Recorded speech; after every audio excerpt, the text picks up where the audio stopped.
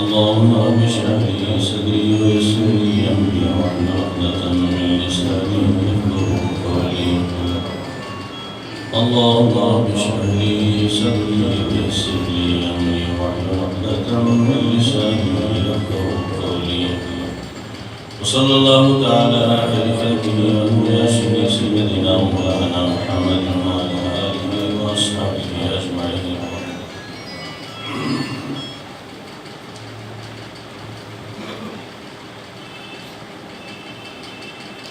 الحمد لله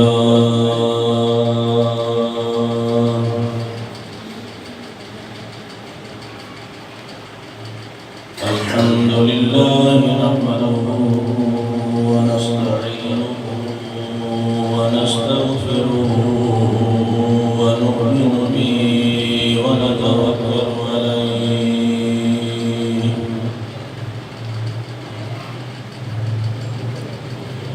ونعوذ بالله من شرور أنفسنا ومن سيئات أعمالنا.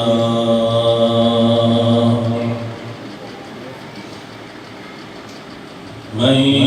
يهده الله فلا مضل له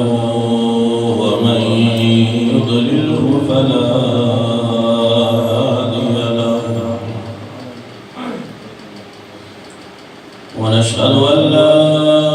إله إلا الله وحده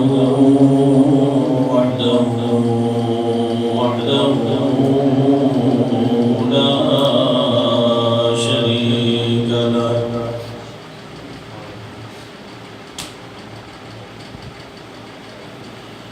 ونشهد أن سيدنا وسندنا وكريمنا وملجأنا ومروانا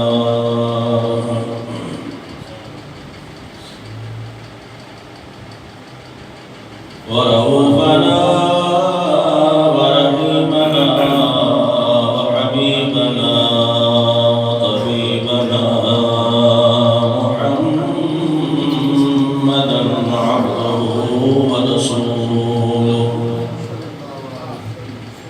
صلى الله تعالى عليه وسلم. أما بعد فأعوذ بالله من الشيطان الرجيم. بسم الله الرحمن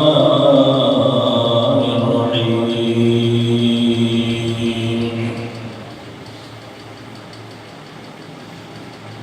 يا أيها الذين آمنوا اتقوا الله ولتنظر نفس ما قدمت لغد واتقوا الله إن الله خبير بما تعملون.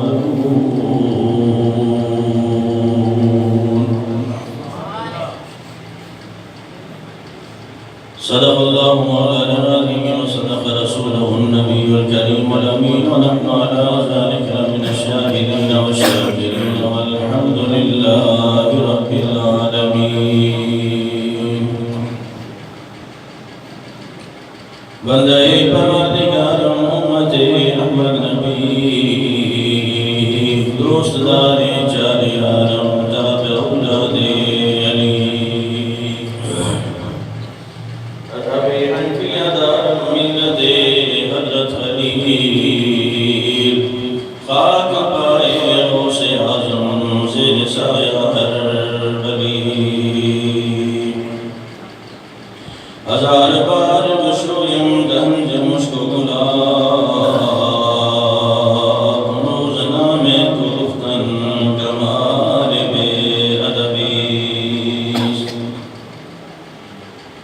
بلغ العلا بکمالہ کشف الدجا بجمالہ حسنت جمیع خصالہ صلوا علیہ وآلہ. اللهم صل على سيدنا شفيعنا مولانا محمد وعلى آل سيدنا شفيعنا مولانا محمد وبارك وسلم عليه كما حضرات محبت رفيد السبل الدواسم صلى الله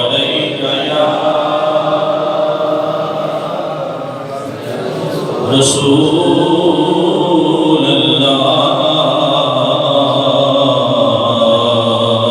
وسلم علیک یا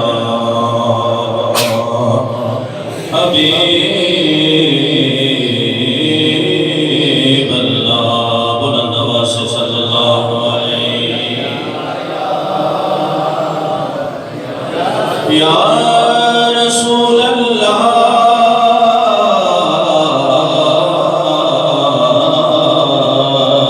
وسلم علیک یا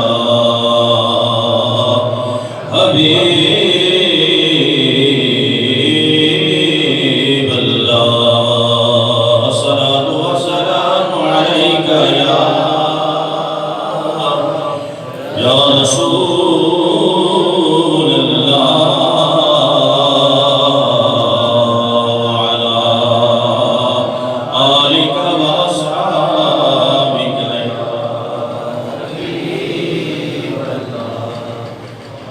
میں گوں رب دی قسم محبوب میرا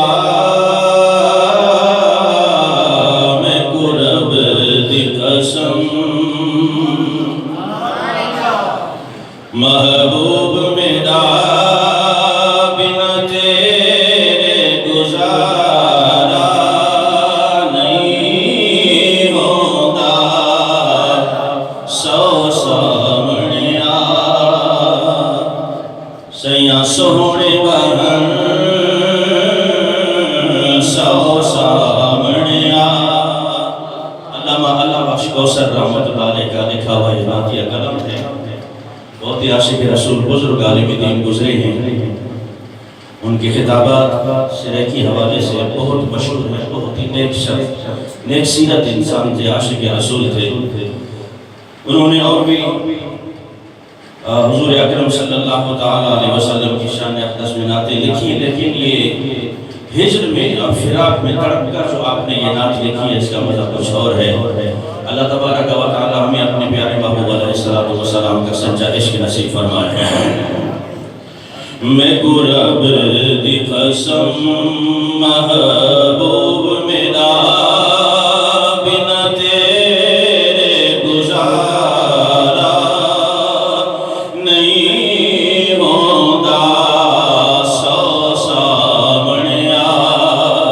سیاں سونے بہن سو سامنے آ سیاں سونے بہن تیرے وانگ نظارہ نہیں ہوتا میں گوں رب دی قسم کہ جتنے حسین و جمیل میرے سامنے آ کر بیٹھے ہیں یا رسول اللہ صلی اللہ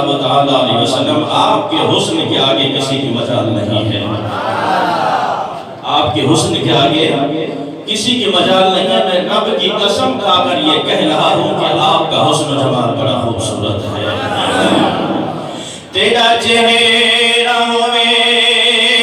میری دید سجن تیری مٹھیری نگاہ میری دید سجن تیرا چہرہ ہوئے میری دید سجن تیری مست نگاہ میری عید سجن چن نظر آوے تو نہ نظریں چن نظر آوے تو نہ نظریں عید دا پیارا نہیں ہوتا میں گوں رب دی قسم تیرا لکھ لکھ روز سلامی ہے میرا دعویٰ محض غلامی ہے تیرا لکھ لکھ روز سلامی ہے میرا دعویٰ محض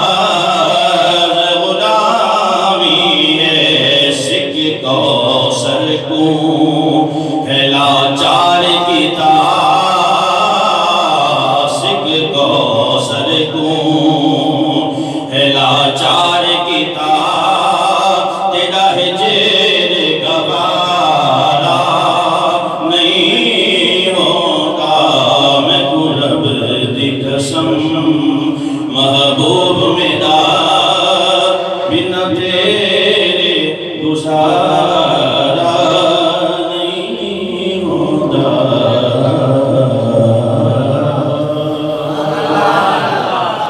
اللہ تبارک و تعالی ہم سب کو اپنے پیارے نبی صلی اللہ علیہ وسلم کا سچا عشق و محبت نصیب فرمائے عزیزان محترم قرآن مقدس سے جو آیت کریمہ میں نے آپ حضرات کے سامنے تلاوت کی ہے اس مختصر سے وقت میں آج نفس کے تزکیہ کے بارے میں چند کلمات عرض کروں گا کہ اللہ تبارک و تعالیٰ نے ارشاد فرمایا یا ایھا الذین آمنوا اتقوا اللہ اے ایمان والو اللہ سے ڈرتے رہا کرو وَلْتَنْظُرْ نَفْسٌ مَا قَدَّمَتْ لِغَدٍ تم میں سے ہر شخص یہ دیکھے کہ اس نے آگے کے لیے یعنی کل کے لیے کیا بھیجا ہے وَاتَّقُوا اللَّهَ اور اللہ سے ڈرتے رہا کرو ان اللہ خبیر بما تعملون بے شک اللہ تبارک و تعالی تمہاری ہر چیز سے تمہارے ہر عمل سے باخبر ہے عزیزان محترم اس آیہ مبارکہ میں اللہ تبارک و تعالی دو مرتبہ تقوی پرہیزگاری اور ڈرتے رہنے کا حکم ارشاد فرمایا ہے ایک مرتبہ شروع میں اے ایمان والو اللہ سے ڈرتے رہا کرو وَلْتَنْظُرْ نَفْسٌ مَا قَدَّمَتْ لِغَدٍ پھر ارشاد فرمایا تم میں ہر شخص یہ دیکھے کہ اس نے آگے کیا بھیجا پھر فرمایا وَاتَّقُوا اللَّهَ اللہ سے ڈرتے رہا کرو ان اللہ خبیر بما تعملون بے شک اللہ تبارک و تعالی تمہارے ہر عمل سے باخبر ہے آگے بھیجنا کیا ہے اس میں آخرت کا رب تعالی نے تذکرہ فرمایا ہے اور شاید یہی وجہ ہے کہ آج ہم آخرت کو بھلا بیٹھے ہیں ہم شاید یہ سمجھتے ہیں کہ بس یہی دنیا ہے اس میں جو کچھ مزے اڑائیں جو عیاشیاں کریں بس یہی ہے مرنے کے بعد کچھ نہیں ہے اگر عزیزان محترم یہ صورتحال ہے تو پھر رب تعالی نے 12 قرآن مقدس میں آخرت کا یوم قیامت کا تذکرہ فرمایا ہے وَلْتَنْظُرْ نَفْسٌ مَا قَدَّمَتْ لِغَدٍ تم میں سے ہر شخص یہ دیکھے کہ اس نے آگے کیا بھیجا ہے کل قیامت کے دن اس نے رب کی بارگاہ میں پیش ہونا ہے ہر شخص نے تو وہاں اس دن کے لیے ہم نے کیا عمل کی ہے رب کی بارگاہ میں کیا بھیجا ہے ہم نے کیا تیاری کی ہے رب تعالیٰ اس آیت مبارکہ میں اس کل کو یاد دلا رہا ہے قیامت کے دن کو کہ وہاں آخرت کے لیے تم نے کیا بھیجا ہے کون سے ایسے اعمال کیے ہیں کون سی نیکیاں کی ہیں کیونکہ یہ ساری نیکیاں سارے نیک عمل اچھے اعمال یہ رب کی بارگاہ میں وہاں پیش ہوتے ہیں اور وہی اسی کا صلہ ہمیں ملنا ہے اور اسی کی تیاری کے بارے میں اللہ کے محبوب علیہ السلام نے بھی کئی مقامات پہ ارشاد فرمایا سرکار دو جہاں صلی اللہ علیہ وسلم نے ارشاد فرمایا قبر آخرت کی منزلوں میں سے آخرت کے امتحان اور آزمائش میں سے پہلی سیڑھی ہے قبر پہلی سیڑھی ہے اور ہمارا آج قبرستان میں بھی ہمیں یہ دنیا کی باتیں یہ جھوٹے قصے یہ ہمارا ہنسنا کہہ لگانا ہم سے پھر بھی یہ نہیں گیا سرکار دو جہاں صلی اللہ علیہ وسلم کا جب قبرستان سے گزر ہوتا تھا ایک مرتبہ گزر ہوا تو سائیڈ میں دیوار میں بیٹھ کر دیکھ لگا آپ اتنا روئے کہ آنسوؤں سے زمین تر ہو جاتی ہے پوچھا گیا یا رسول اللہ صلی اللہ علیہ وسلم کیا وجہ ہے یہاں اتنا رو رہے ہیں آپ میرے آقا علیہ السلام نے وہی ارشاد فرمایا لوگو تمہیں کیا معلوم کہ قبر کیا ہے؟ قبر آخرت کی منزلوں میں سے پہلی منزل ہے، قبر آخرت کے امتحانوں میں سے پہلا امتحان ہے۔ جو یہاں پہلی منزل پہلے امتحان میں کامیاب ہوا وہ آگے بھی کامیاب ہے، جو یہاں رہ گیا وہ قیامت کے دن بھی رہ جائے گا۔ لیکن عزیزان محترم پھر بھی آج ہمارا یہ رسمن جنازے کا ساتھ جانا، رسمن وہاں پہ جا کے کہکہے لگانا، وہاں پہ جا کے دنیا کی باتوں کو، ورنہ پھر قبروں کا احترام۔ میرے آقا علیہ السلام نے ارشاد فرمایا اگر کوئی شخص اپنی یہ کونی قبر پر رکھے اس سے بہتر ہے کہ وہ کسی انگارے پر اپنی کونی رکھے۔ بے تحاشا قبروں پہ چڑھ کر عزیزان محترم پھر وہاں کہکہے لگ رہے کہ اللہ تبارک و تعالی ہمیں معاف فرمائے۔ تو رب نے فرمایا وَلْتَنْظُرْ نَفْسٌ مَا قَدَّمَتْ لِغَدٍ، تم نے آگے کے لیے کیا بھیجا؟ اس قبر میں پھر آگے آخرت میں جو تم نے جانا ہے وہاں امتحان ہونے ہیں، وہاں پوچھا جائے گا، تو پھر وہاں کیا ہے تمہارے پاس؟ سیدنا حضرت عمر فاروق رضی اللہ تعالیٰ عنہ بہت بڑے جلیل القدر صحابی گزرے ہیں، خلیفۃ المسلمین امیر المؤمنین خلیفہ دوم جناب حضرت عمر فاروق رضی اللہ تعالیٰ عنہ۔ پتہ ہے ان کا اپنے نفس کے محاسبہ کا عالم کیا تھا؟ آپ کے پاس ایک رجسٹر ہوا کرتا تھا، ایک جمعہ سے لے کر اگلے جمعہ تک سارے دنوں کے اعمال ایک ایک چیز آپ اس رجسٹر میں نوٹ فرمایا کرتے تھے، لکھتے جاتے تھے۔ پھر جب جمعے کا دن آتا جناب سیدنا حضرت عمر فاروق رضی اللہ تعالیٰ عنہ اس رجسٹر کو کھولتے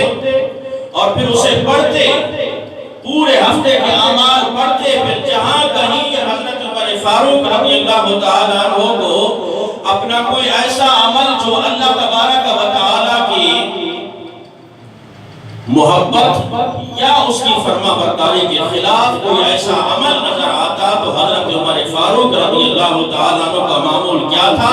آپ کے ہاتھ میں ایک کوڑا ہوتا، پھر وہ اپنے آپ کو مارنا شروع کرتے، پوچھتے کہ اے عمر تجھ سے یہ عمل کیوں ہوا؟ تجھ سے یہ عمل کیوں ہوا؟ جب آپ کی شہادت ہوئی غسل دینے والے نے جب دیکھا آپ کے جسم پر،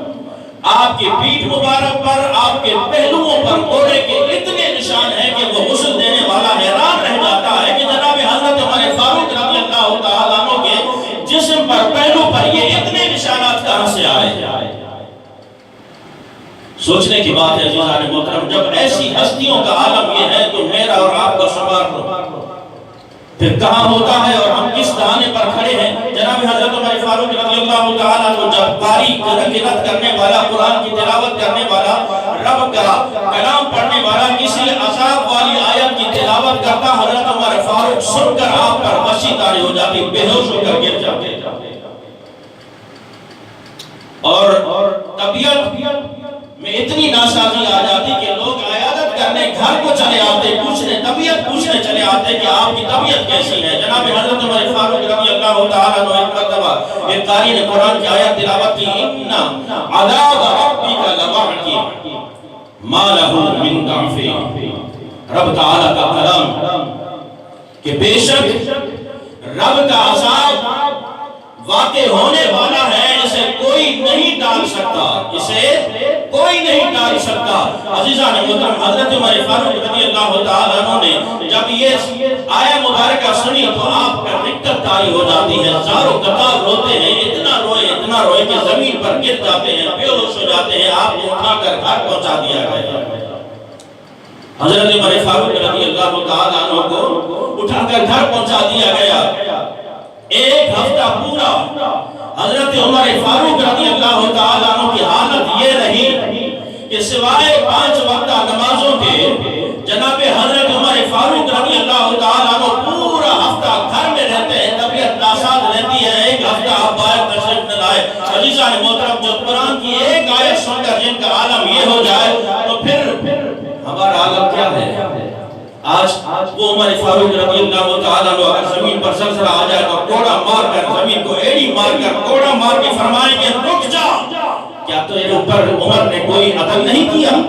انصاف نہیں کیا؟ زمین رک جاتی ہے۔ وہ عمر فاروق رضی اللہ تعالیٰ عنہ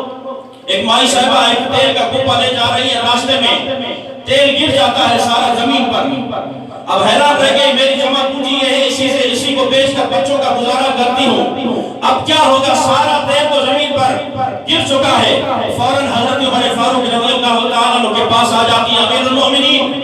اب میں کیا کروں گی، سارا تیل میرا زمین پی گئی ہے، زمین سے کہے تو میرا تیل واپس کر دے۔ اللہ اکبر۔ حضرت عمر فاروق نے پھر یہ نہیں کہا کہ کیا کون سے باتیں کر رہی ہو، تم نے اللہ کی قدرت میں ہاتھ ڈالنا شروع کر دیا ہے، جاؤ۔ نہیں، فرمایا آؤ۔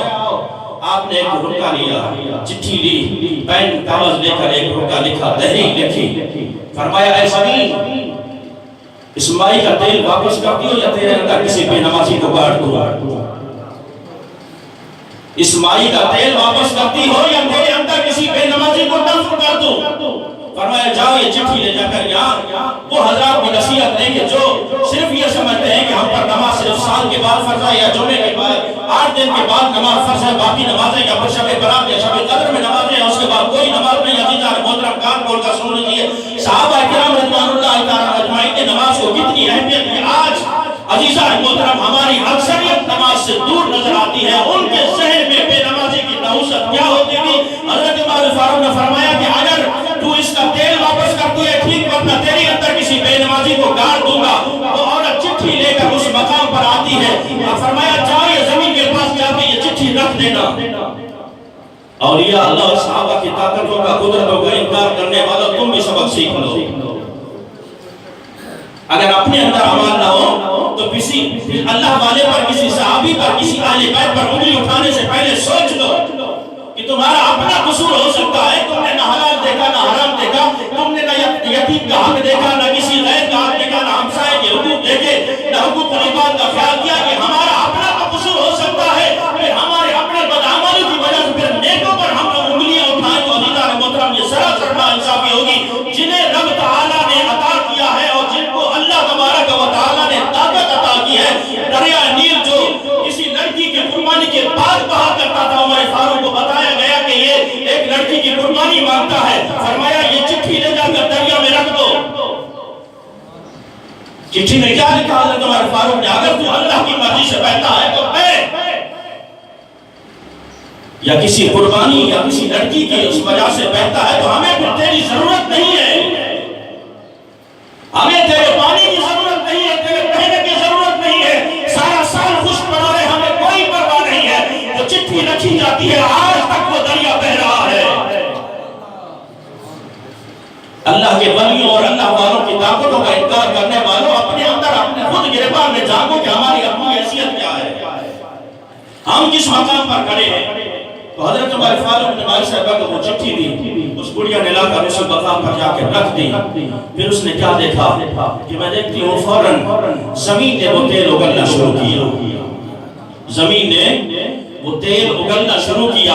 حتیٰ کہ اتنا تیل اگلا میں نے وہ پوری بوتل اپنا پورا برتن جو گرا تھا میں نے بھر لیا۔ وہ حضرت عمر فاروق رضی اللہ تعالیٰ عنہ جو زمین کو حکم کرے تو زمین تیل واپس کر دے، دریا کو چٹھی لکھے تو وہ بہنا شروع ہو جائے، زمین پر کوڑا مارے تو زمین ہلنا بند ہو جائے۔ ان کا عالم کیا ہے، ان عذاب ربک لواقع، قرآن کی ایک آیت سن کر بے ہوش ہو جاتے ہیں، رسی کھا کے گر جاتے ہیں اور ہفتہ پورا عزیزان محترم رب کائنات کے خوف سے روتے رہتے ہیں۔ وَلْتَنْظُرْ نَفْسٌ مَا قَدَّمَتْ لِغَدٍ۔ عزیزان محترم اگر اللہ تبارک و تعالیٰ کی رحمت بہت وسیع ہے، رحمتوں کا بیان بہت وسیع ہے،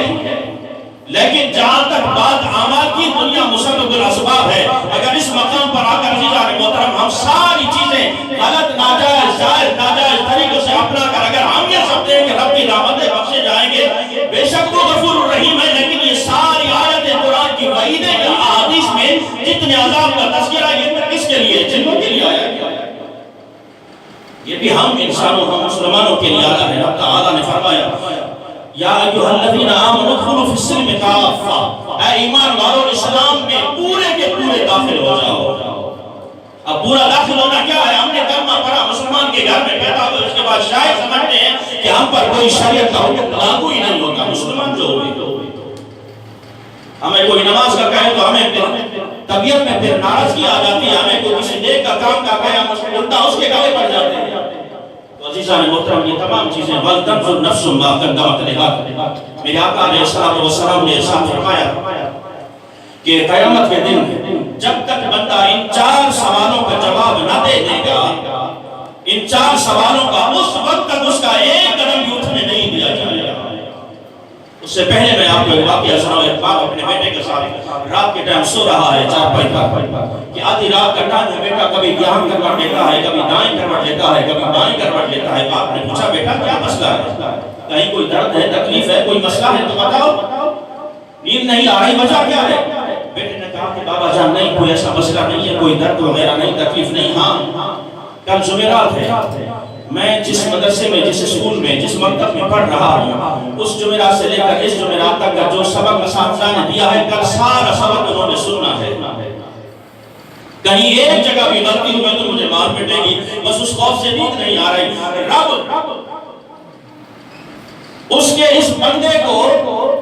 کے اس کلام کو، اور بیٹے نے اپنے باپ نے اپنی بیٹے کی اس گفتگو کو جب سنا تو اسے رب کا پھر خوف یاد آیا کہ بیٹا جب ایک ہفتے میں اتنا ڈر رہا ہے کہ میرے اساتذہ ایک ہفتے کا سبق سنیں گے، میں سنا سکوں گا کہ نہیں، غلطی ہو گئی تو مار پٹے گی۔ ساری زندگی میں رب کی نافرمانی کرتا رہا، کل قیامت کے دن رب نے مجھ سے پوچھنا ہے بتا میں نے تجھے عمر دی، زندگی دی، صحت دی، کہاں گزار کر آیا ہے؟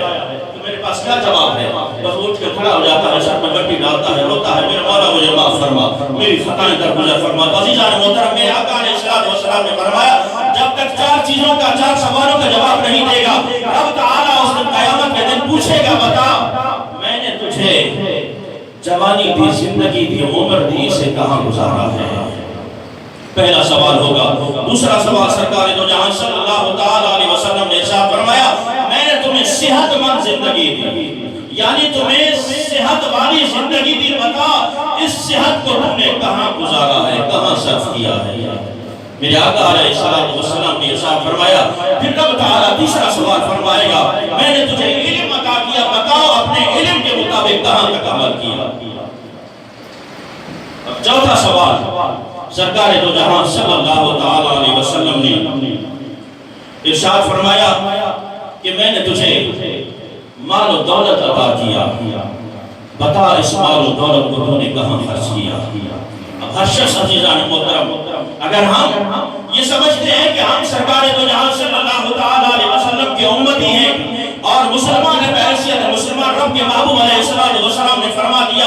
آج ہر شخص اپنے گریبان میں جھانکے اور خود سے پوچھے اپنے ضمیر سے کہ ان 4 سوالوں کا جواب کہاں تک ہم نے درست کیا ہے، ان 4 سوالوں کے جوابات کی ہم نے کہاں تک تیاری کی ہے۔ عزیزان محترم، جوانی کا پوچھا جائے گا، آج ہم جوانی کو سمجھتے ہیں یہ بھی ہمیں مستیاں کرنے کے لیے ہے۔ آج ہم یہ سمجھتے ہیں والدین میں خود بچہ جوان ہے، ابھی اس میں کیا ایسے کر سکتے ہیں؟ عزیزان محترم، پوچھا جائے گا یہی جوانی، یہی تیرے عبادت کے دن تھے، رب کے